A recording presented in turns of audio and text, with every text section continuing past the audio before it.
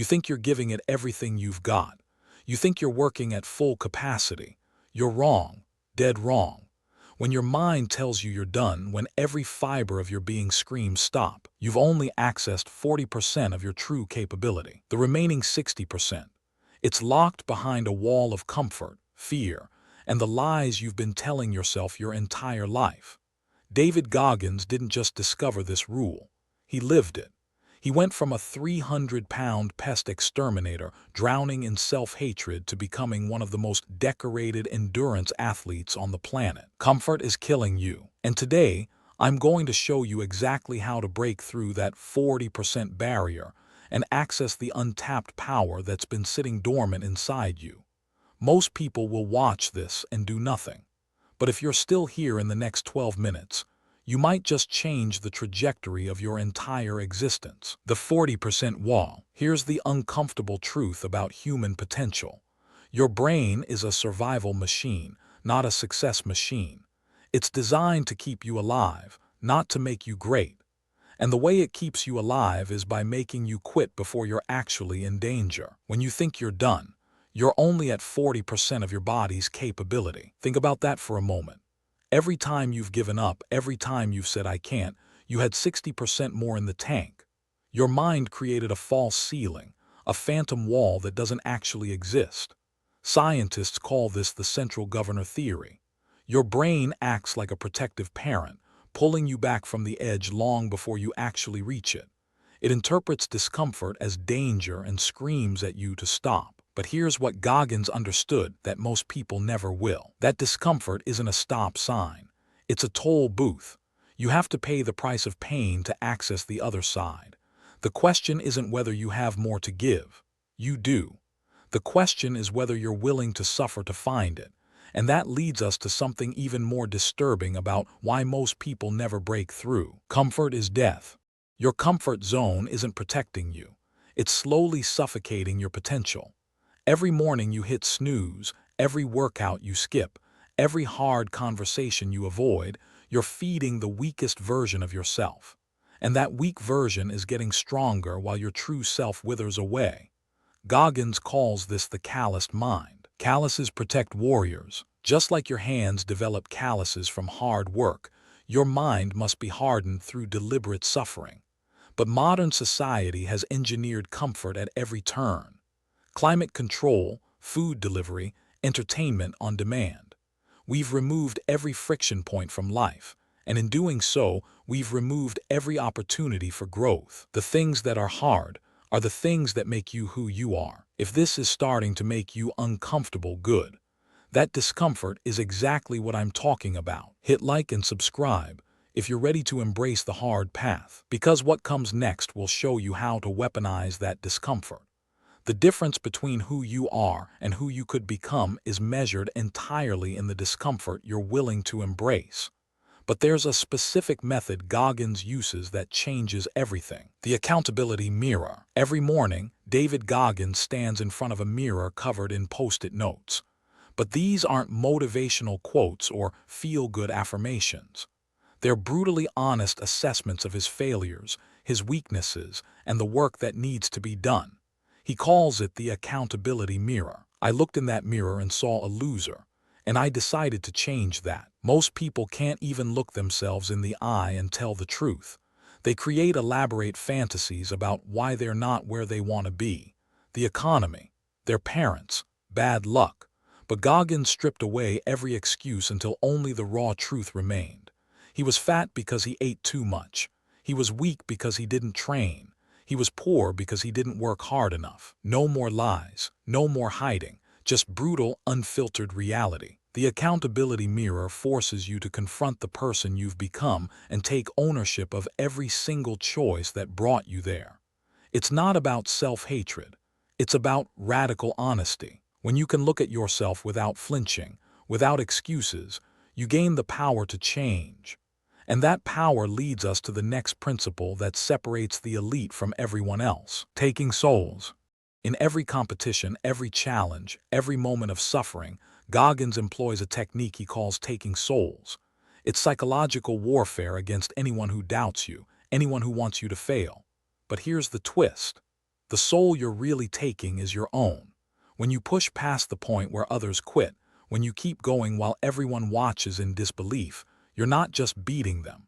You're destroying the limitations they try to project onto you. Their doubt becomes your fuel. Goggins did this during Hell Week in Navy SEAL training. While others dropped out, he smiled. Not because it was easy, but because he knew something they didn't. Suffering is the currency of transformation. Every moment of pain is a deposit in the bank of your future self. When an instructor tried to break him down, Goggins took his soul by refusing to quit. When his body screamed for mercy, he took his own soul back from the weakness trying to claim it. You have to be willing to suffer more than anyone else. This isn't about being cruel or competitive. It's about refusing to let external expectations define your limits. But to truly access the 60%, you need to understand what happens in your mind during the darkest moments. The cookie jar. When you're at mile 20 of a marathon and every cell in your body is begging you to stop, where do you find the strength to continue?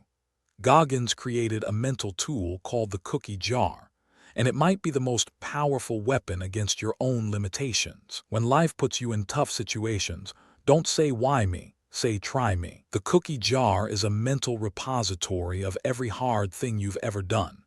Every time you push through pain, every obstacle you overcame, every moment you should have quit but didn't. These become your cookies. When you're suffering, you reach into that jar and remind yourself of what you're capable of. 1. Remember a time you overcame pain. 2. Recall how you felt after victory. 3. Use that memory as fuel for now. Most people only remember their failures. They replay their worst moments on a loop, convincing themselves they're not capable of greatness. But Goggins rewired his brain to store proof of his resilience. Every victory, no matter how small, becomes evidence that he can do hard things. Start building your cookie jar today. What's the hardest thing you've ever done? Hold on to that, because you're going to need it for what comes next. Calloused mind. Your hands don't develop calluses from thinking about hard work. They develop calluses from actually doing the work. Your mind works exactly the same way. Suffer daily, grow endlessly. Goggins deliberately seeks out discomfort. He runs when it's freezing. He trains when he's exhausted. He does the things that terrify him precisely because they terrify him. Each act of voluntary suffering adds another layer to his mental calluses. And here's what most people miss. The calluses don't just protect you from pain. They transform your relationship with pain entirely. What once stopped you becomes what fuels you. A calloused mind doesn't avoid suffering. It welcomes it as the raw material for growth. Think about the last time you were uncomfortable. Did you run from it or run toward it? Your answer to that question determines everything about your future. The average person experiences discomfort about 100 times a day and retreats every single time. But each retreat reinforces the neural pathways of weakness. Goggins does the opposite. He trains his brain to associate discomfort with opportunity, with growth, with becoming more than he was yesterday. But there's one practice that accelerates this process faster than anything else: the 4 a.m. ritual. While you're hitting snooze, negotiating with your alarm clock, bargaining for 5 more minutes of comfort, Goggins has already logged miles. The 4 a.m. wake-up isn't about productivity hacks or morning routines. It's about winning the first battle of the day against your own weakness. You are in danger of living a life so comfortable and soft that you will die without ever realizing your potential. That alarm goes off and immediately your brain starts lying to you. You're tired. You deserve rest. One day won't matter. Every excuse is a lie. When you override that voice, when you put your feet on the cold floor despite every signal telling you to stay in bed, you've won. You've proven to yourself that you control your actions, not your feelings. Goggins doesn't wake up early because he's a morning person. He wakes up early because the voice telling him to stay in bed is the same voice that tells him to quit during a race. By defeating it at 4 a.m., he's trained for the battles that come later. The morning is a testing ground for your willpower. Win there, and winning everywhere else becomes possible. But waking up early means nothing without what comes next. Embrace the suck. There's a phrase in military training that separates those who make it from those who don't. Embrace the suck. It means accepting that the situation is terrible and choosing to move forward anyway. Not despite the suffering, but through it. Most people spend their entire lives trying to minimize discomfort. They optimize for ease, convenience, pleasure, and in doing so, they optimize for mediocrity. Goggins flipped this equation entirely. He actively seeks out the worst conditions, the hottest days for running, the coldest water for swimming, the most grueling challenges he can find. Why would anyone do this? Adaptation. Because the human organism only grows under stress. Your muscles only strengthen when torn. Your mind only expands when pushed. Your character only develops when tested. You have to go to war with yourself before you can find peace. Every time you embrace the suck, you're sending a message to your brain. This is who we are now. We don't run from hard things. We run toward them. The neurological changes that follow are remarkable, but there's a specific mental state you need to access to sustain this. Stay hard mindset. Stay hard. Two words that have become Goggins' battle cry. But what does it actually mean to stay hard in a world designed to make you soft? It means maintaining your edge when comfort calls. It means choosing the difficult path when the easy path is right there. It means refusing to negotiate with the weakness living inside you. Never negotiate with weakness. The staying hard mindset isn't about being tough for one moment.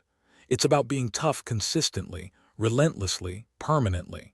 Most people can summon intensity for a workout or a deadline, but the moment the pressure releases, they collapse back into comfort. Goggins doesn't have an off switch. Every day is another opportunity to prove who he really is. And here's the truth that will hit some of you like a punch to the gut. You already know what you need to do. You know you should wake up earlier, train harder, work more. You know which habits are destroying you and which would save you. Knowledge isn't power. Action is power. Execution is power. Staying hard means doing what you know you should do, especially when you don't feel like it. And that brings us to the ultimate realization that ties everything together. Becoming uncommon. Goggins talks about becoming uncommon among uncommon people. Not just better than average, but exceptional even among the exceptional. Navy SEAL are already in the top 1% of humanity. Goggins wanted to be in the top 1% of them. This isn't ego. It's understanding that average, even exceptional average, still isn't your potential. Be uncommon amongst uncommon people. The 40% rule reveals something profound about human existence. Almost everyone, including the highest achievers you know, is operating far below capacity. They've simply raised their ceiling a little higher than most. But there's no actual ceiling. There's only the wall your mind builds to protect you from the discomfort of discovering what you're truly capable of. What would your life look like if you accessed even half of that remaining 60%? What goals would you achieve? What person would you become? The answer is waiting for you on the other side of everything you've been avoiding. Your potential isn't a destination, it's a direction. And every single day, you're either moving toward it or away from it. There is no standing still. The 40% rule isn't just about physical endurance or athletic achievement. It's about the fundamental lie you've been living. The lie that says you've given it your all when you haven't even scratched the surface. The lie that says this is as good as it gets when there's an ocean of untapped potential inside you. Today you choose who wins. David Goggins didn't have advantages. He had disadvantages that would have crushed most people. Abuse, poverty, learning disabilities, a father who beat him. But he used every single one of them as fuel. He built calluses over his wounds and turned his pain into power. We live in a world where mediocrity is often rewarded. Goggins shows us another way. The question isn't whether you have more to give. You do. The science proves it. Your own experience hints at it. Every time you surprised yourself by pushing past what you thought was possible, you glimpsed the truth. The only question that matters now is what you're going to do with this knowledge. If you made it this far, comment 40% to prove you're ready to access what's been locked inside you all along. Your mind is either your greatest weapon or your heaviest chain. Now you know how to break free. If this changed how you see your own limits, hit subscribe. The journey continues.